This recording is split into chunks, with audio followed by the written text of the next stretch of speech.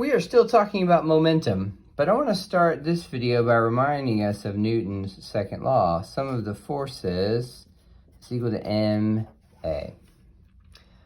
All right, so a, though, I have another expression for a. A is the time derivative of the velocity.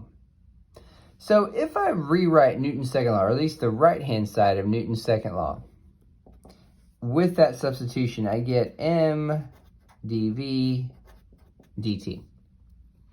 Now, if I assume that the mass is constant, that's a big assumption, but if the mass is constant, I can rewrite this by bringing the mass inside the derivative as d mv dt. Right? If the mass is constant, it's going to come outside the derivative and I get back this.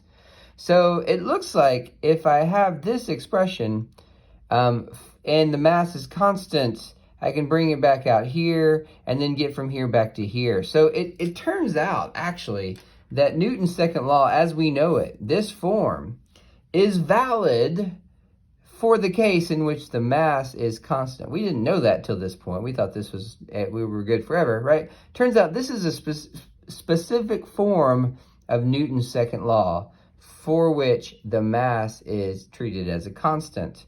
If it's not a constant, of course, I can't bring it outside the derivative. Now, what is this mv? mv is equal to p. So let me rewrite this now as dp dt, the time rate of change of the momentum. This is actually how Newton formulated his second law. For the cases in which the mass of this object is constant, which, think about rocketry, the rocket is burning fuel at a consistent rate, its mass is definitely not constant. So we're not talking about rocket science. This is literally not rocket science. We are talking about other situations in which the mass is constant. If the mass of this object or objects is constant, then I can bring it outside this derivative and I get back to Newton's second law in this form, which is really, really useful. But it turns out this is the more fundamental version. This is how Newton formulated it, the time rate of change of the momentum. Okay, now I want to use this to springboard into a discussion of collisions. Let's take object M1 and object M2, and I'm going to let these things just slam into each other.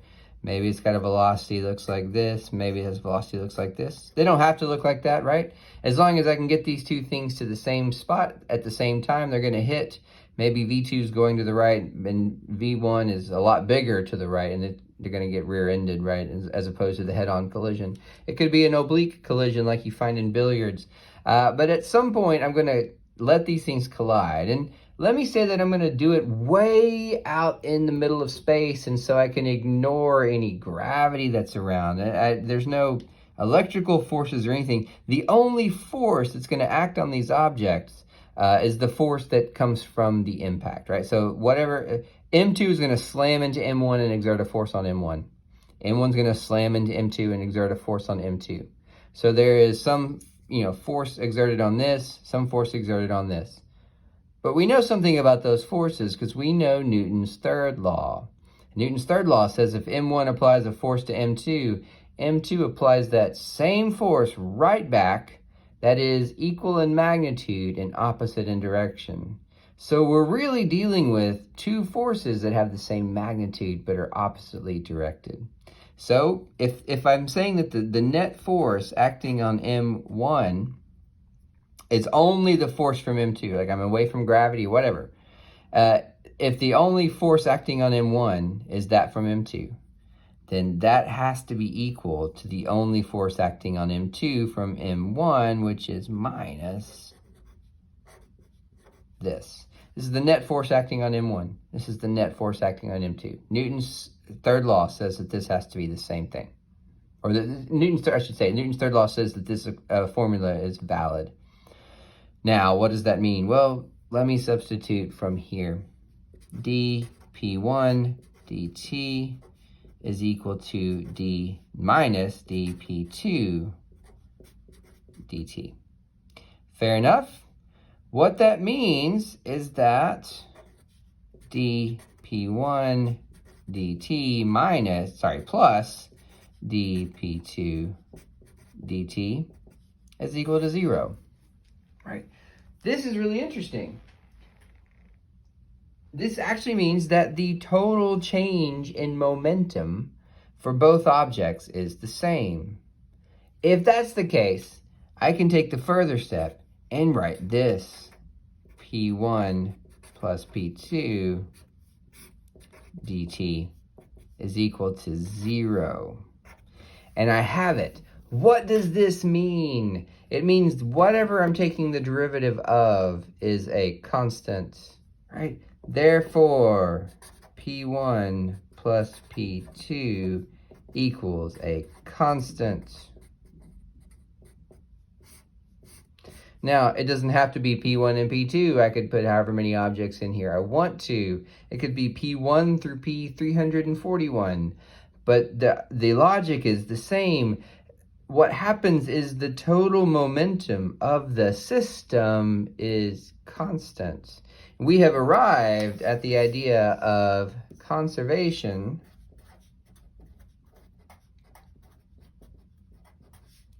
of linear momentum. I will routinely just say conservation of momentum, but technically this is linear momentum. We do have angular momentum that we're going to get to later in the semester. This is the conservation of linear momentum.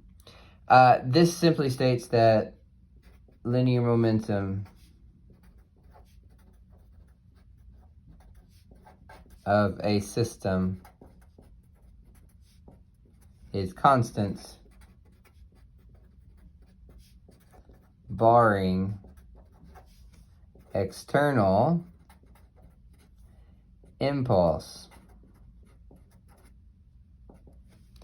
Right? So similar language to what we saw with work energy. The total energy of a system is constant, barring external work. Well, now the total linear momentum of a system is constant, barring external impulse. Right? Impulse, remember, is how we change a momentum.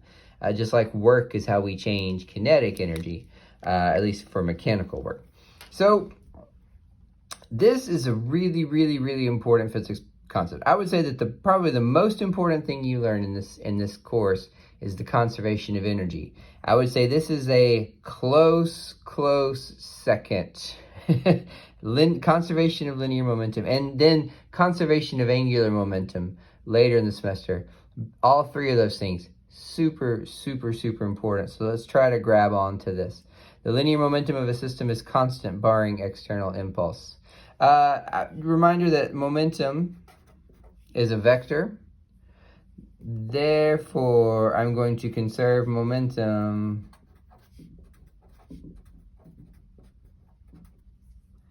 in all dimensions.